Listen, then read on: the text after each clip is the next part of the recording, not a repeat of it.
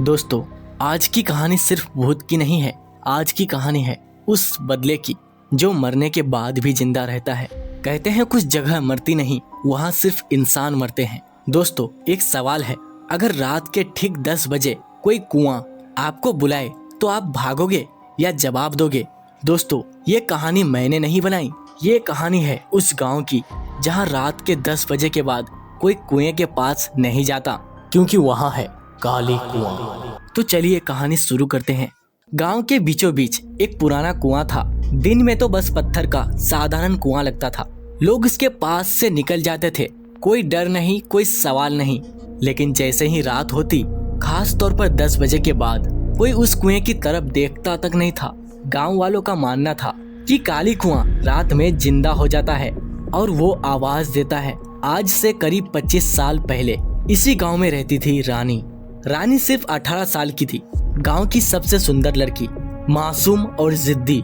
रानी की शादी तय हो चुकी थी गांव के सबसे अमीर जमींदार के बेटे से, लेकिन रानी का दिल किसी और के लिए धड़कता था। उसका नाम था विक्रम। विक्रम गरीब था और गांव के बाहर रहता था, बिल्कुल अकेला।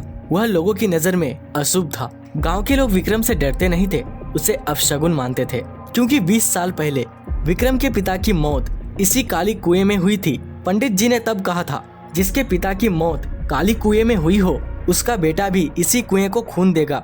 लेकिन सच्चाई कुछ और थी। विक्रम के पिता डूबे नहीं थे, उन्हें धक्का दिया गया था। गांव की एक विधवा औरत कौशल्या, जिसे गांव वालों ने बदनाम किया, उस पर आरोप लगाया कि विक्रम के पिता को उन्होंने धक्का दिया। एक रात गांव वालों ने कौशल्या को जिंदा इसी कुएं में फेंक दिया और उसकी मौत को हादसा बताया गया।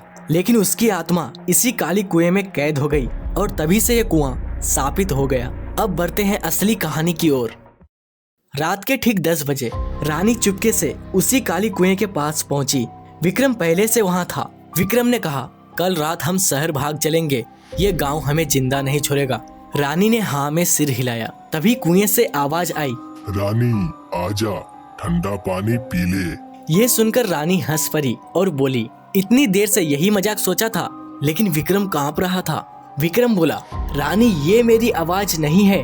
तभी अचानक पानी ऊपर उठने लगा और कुएं से एक काला सरा हुआ हाथ निकला। रानी ये देखकर चीखी, चिल्लाई और वो पीछे हट गई। लेकिन उस हाथ ने विक्रम को पकड़ लिया। तभी कुएं से आवाज आई, विक्रम, तेरे बाप के कारण मेरी जिंदगी छीनी। मैंने नहीं मारा था तेरे बाप को, लेकिन फिर भी मुझे उन जालिमों ने जिंदा इस कुएं में फेंक दिया और मेरी तड़प तड़प कर मौत हो गई और मैं तभी से बदले की आग में तड़प रही हूँ। और फिर विक्रम को अंदर खींच लिया। यह देखकर रानी भागने की कोशिश की, लेकिन भाग नहीं पाई और उसे भी पकड़कर कुएं में खींच लिया और दोनों को खत्म कर दिया।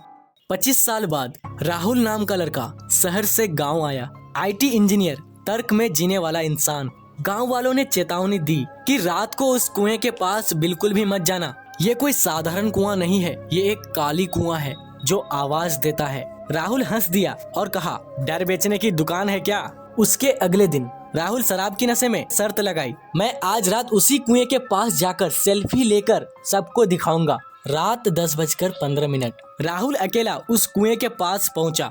उसने अपनी टॉर्च जलाई। नीचे सिर्फ अंधेरा था। तभी उसका फोन बजा।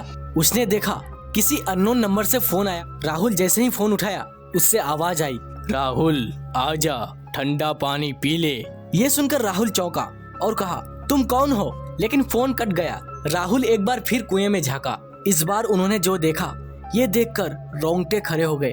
एक लड़की मुस्कुरा रही थी, आंखें खाली थी, मुंह सरा हुआ था और उसके पीछे से एक और चेहरा उभरा, जो था विक्रम का। कुएं से 2 हाथ बाहर आए और आवाज आई, कुआं कभी भरता नहीं। राहुल जोर से चीखा, मैंने कुछ नहीं किया, मुझे छोड़ दो प्लीज। लेकिन राहुल की एक ना सुनी। दोनों ने राहुल को अंदर कुएं में खींच लिया। फोन गिर गया और टॉर्च जलती रही। जब गांव वाले उधर आए तो उन्हें मिला एक टॉर्च और एक फोन।